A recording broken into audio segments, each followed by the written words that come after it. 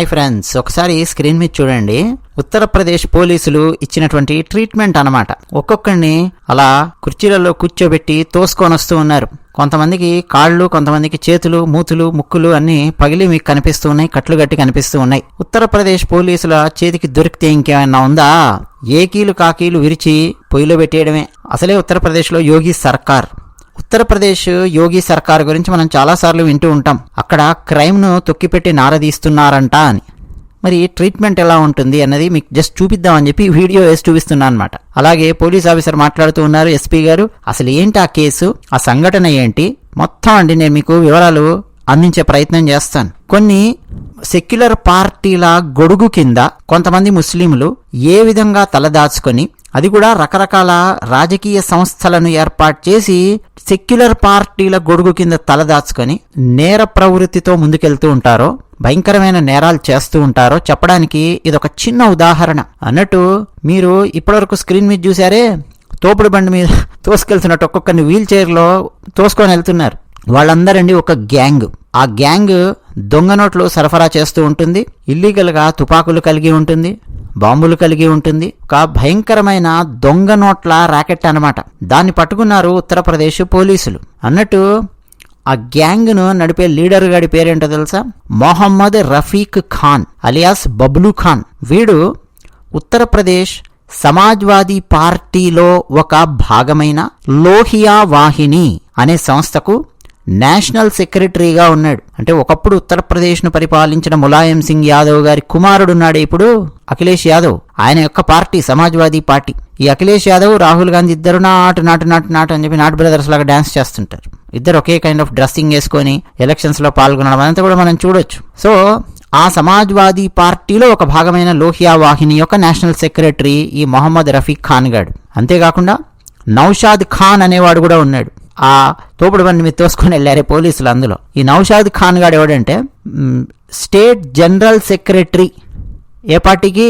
Samajwadi party కింద పనిచేస్తున్నటువంటి Lohia వాహినికి cultural wing అంట. మళ్ళీ కల్చరల్ వింగ్, మూతిపళ్ళు రాలగొట్టేవాళ్ళు లేక చూస్తే సాంస్కృతిక శాఖ, సాంస్కృతిక విభాగము అన్నట్టుగా అనిపిస్తుంది. అంటే ఏం చేస్తారండి సాంస్కృతిక విభాగం అని చెప్పి పేరు పెట్టి ఈ నౌషాద్ ఖాన్ గాడు వీళ్ళందరూ దొంగ నోట్లు ఒక పక్క అచ్చు వేసేది. అన్నట్టు వీళ్ళందరూ ఏ ఊళ్ళో పుట్టి పెరిగారో తెలుసా?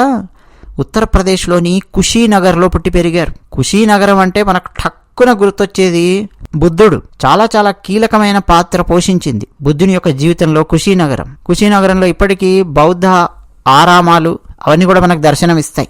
ప్రశాంతతకు మారు పేరు బుద్ధుడు అని చెప్పి చెప్తూ ఉంటారు కదా. అటువంటి కుషీనగరంలో పుట్టి పెరిగినటువంటి బ్యాచ్ అన్నమాట ఇదంతా. అంతేకాదు ఆ వీల్ చైర్లలో పోలీసులు తోసుకొచ్చారే, వాళ్ళందరి పేర్లు చెప్తానండి. ఓయ్, ఇంకొకడు మొహమ్మద్ రఫీక్ అన్సారీ, ఇంకొకటి పేరు ఔరంగజేబ్ అలియాస్ లాడెన్. నిజమైన పేరండి బాబు, నేను పెట్టిన పేరు కాదు. Aurangzeb alias Laden. ఇంకొకడు షేక్ జమాలుద్దీన్, ఇంకోడు నిజాముద్దీన్. ఈ పేరు ఏంటంటే మనకు నిజాముద్దీన్ ఎక్స్ప్రెస్ గుర్తొస్తుంది కదా. సరే, ఈ నిజాముద్దీన్ గారికి ఇంకొక పేరుంది, అలియాస్ నేమ్ మున్నా. రెహాన్ ఖాన్ ఒకడు, అలియాస్ సద్దాం వీడి పేరు. ఇంకొకటి పేరు హసీమ్ ఖాన్, ఇంకొకటి పేరు షరాజ్, ఇంకొకటి పేరు పర్వేజ్ ఇల్లాహి అలియాస్ కౌసర్ ఆఫ్రీది. వీళ్ళందరి పేర్లు చూస్తున్నారు కదండి. ఇదంతా ఒక బ్యాచ్. పేర్లు చూస్తుంటే మనకందరూ కూడా ముస్లింలు అన్న విషయం అర్థమవుతోంది. సో వీళ్ళు ఎవరి కింద పనిచేస్తున్నారు? మొహమ్మద్ రఫీక్ ఖాన్ కింద పనిచేస్తూ ఉన్నారు. ఈ మొహమ్మద్ రఫీక్ ఖాన్ గాడు లోహియా వాహిని అనేటటువంటి ఒక సంస్థ స్థాపించి దానికి నేషనల్ సెక్రటరీ. ఆ సంస్థ దేని కింద ఉంది? సమాజ్వాదీ పార్టీ కింద ఉంది, అనే అంబ్రెల్లా కింద ఉంది. ఇప్పుడు అర్థమైందా లాజిక్?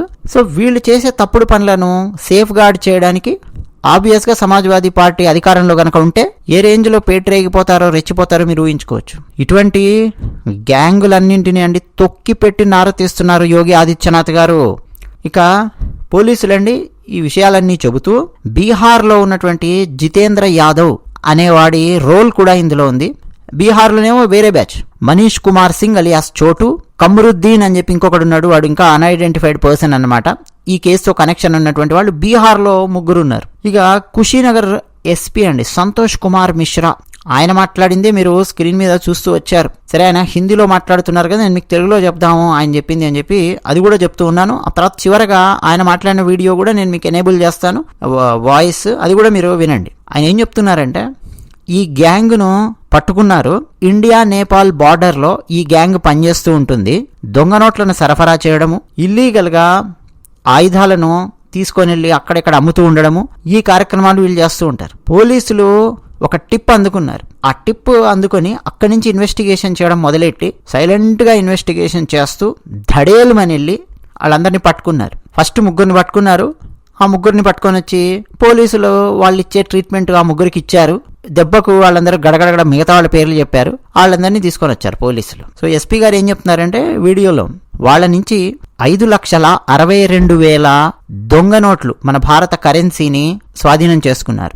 3,000 రూపాయలు నేపాలీ రూపీస్ ఉంటాయి, అవి స్వాధీనం చేసుకున్నారు. 10 తపంచాలు అంటే కంట్రీ మేడ్ తుపాకులు అనుకోండి, అవి 10 స్వాధీనం చేసుకున్నారు. అలాగే క్యాట్రిడ్జెస్ స్వాధీనం చేసుకున్నారు. అలాగే ఒక నాటు బాంబు స్వాధీనం చేసుకున్నారు. 13 సెల్ ఫోన్స్, 8 ల్యాప్టాప్లు, 2 కార్లు, అఫ్కోర్స్ వాళ్ళ ఆధార్ కార్డులు, వాళ్ళ సిమ్ కార్డులు అవన్నీ కూడా పోలీసులు స్వాధీనం చేసుకున్నారు. అంతేకాకుండా 1,10,000 రూపాయల భారత కరెన్సీని కూడా స్వాధీనం చేసుకున్నారు. అంటే ఈ 1,10,000 అనేది దొంగ నోట్లు కావు, అసలు సిసలైనటువంటి మన భారతీయ కరెన్సీ 1,10,000. అవి ఎక్కడి నుంచి వచ్చాయరా అంటే కొన్ని దొంగ నోట్లు నేపాల్లో ఇచ్చి అక్కడెక్కడ ఏదో చేసి మొత్తానికి 1,10,000 రూపాయలు వీళ్ళు ఆ ఎక్స్చేంజ్ లోపల తెచ్చుకున్నారనమాట. ఇవన్నీ జరుగుతున్నాయండి. సో ఈ gang leader Mohammed Rafiq Ansari, already వీడి మీద 11 కేసులు ఉన్నాయి. అలాగే ఔరంగజేబ్ అనేవాడి మీద 8 కేసులు, పర్వేజ్ అనేవాడి మీద 8 కేసులు, అలాగే నౌషాద్ షేక్ జమాలుద్దీన్ వీళ్ళిద్దరి మీద ఇప్పటికే ఆల్రెడీ 4 కేసులు ఉన్నాయి. సో ఇదండి వీళ్ళ భాగోతము. సో ఉత్తరప్రదేశ్ పోలీసులు మొత్తానికి ఈ ర్యాకెట్ని బట్టబయలు చేశారు, పట్టుకున్నారు.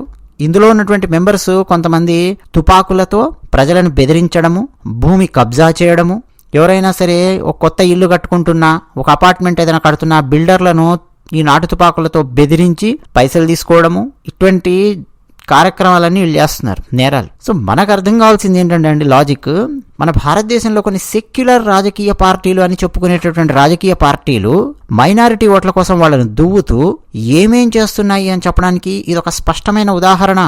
ఎందుకు అటువంటి పార్టీలు అధికారంలోకి రాకూడదని చెప్పడానికి ఇది ఒక ఉదాహరణ. కాంగ్రెస్ అయితే ఈ సెక్యులర్ పార్టీలన్నింటికీ కూడా రాజు లాంటిది. కాంగ్రెస్ ఎక్కడెక్కడైతే ఉంటుందో అక్కడక్కడ ఇటువంటి శక్తులు పేటరేగిపోతూ ఉంటాయి. పైగా ఉత్తరప్రదేశ్లో యోగి సర్కార్ ఉన్న టైంలో వీళ్ళు ఈ ప్రయత్నం చేయబోయారంటే అంటే భయభక్తులు లేకుండా పోయాయి. ఆల్రెడీ చాలా మంది ఎన్కౌంటర్లలో పైకి పోయారు, జైళ్లలో పోతున్నారు. అయినా కానీ ఏదో చేద్దామని చెప్పి ఇలా తపన అన్నమాట. ఆ పైసలన్నీ మళ్ళీ ఎక్కడికి చేరతాయి? సమాజ్వాదీ పార్టీకి చేరతాయి. కాంగ్రెస్, సమాజ్వాదీ వీళ్ళందరూ పంచుకొని రాహుల్ గాంధీ పార్టీకి రకరకాల రూపాలలో చేరి దాన్ని ఎలక్షన్స్లో ఖర్చు పెట్టే కార్యక్రమాలు చేయడం. అసలే చాలా రాష్ట్రాలలో ఎలక్షన్స్ ఉన్నాయి. నెక్స్ట్ హర్యానాలో ఎలక్షన్స్ ఉన్నాయి, మహారాష్ట్రలో ఎలక్షన్స్ ఉన్నాయి, of course Jammu Kashmir elections already ప్రోగ్రెస్లో ఉన్నాయి, చూస్తూనే ఉన్నాం కదా. సో వీళ్ళండి ఇటువంటి పార్టీలతో కలిసి ఉన్నది.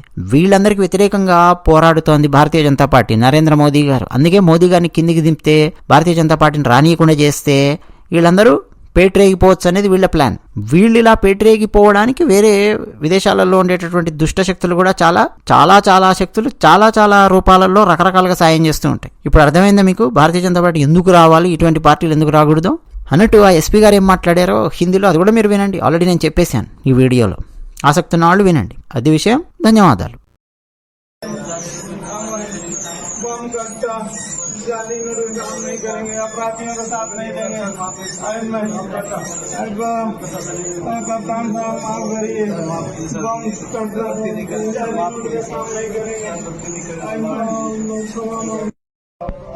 माफी माफी साहब माफी, माफी साहब माफी, माफी साहब माफी, माफी माफी साहब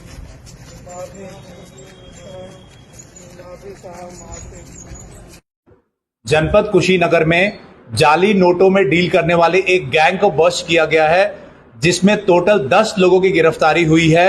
इनके पास से 5.5 लाख से भी ज्यादा जाली नोट वो बरामद हुआ है। 1 लाख से ज्यादा नगद कैश बरामद हुआ है। 10 तमंचे इनके पास से मिले हैं।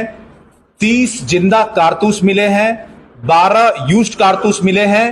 इसके अलावा काफी संख्या में सिम कार्ड, लैपटॉप वो बरामद हुआ है। इनके पास से 4 सुतली बम भी बरामद हुआ है।